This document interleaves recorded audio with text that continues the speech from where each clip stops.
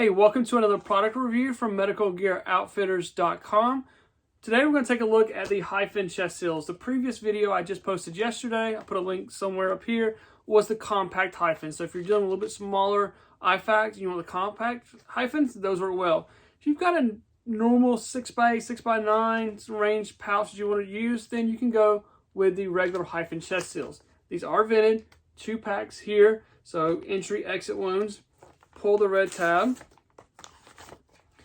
If you watched my video yesterday, it kind of helps you maybe see the size difference here of the 2 chest seals. There again, you get a little 4x4 to wipe away any blood, debris, things like that.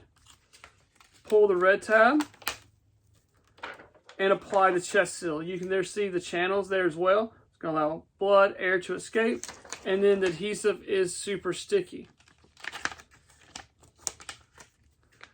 So, little product demonstration for you. Thank you guys for watching. You never know when you'll be the first responder. Remember, you need the right gear and the right training.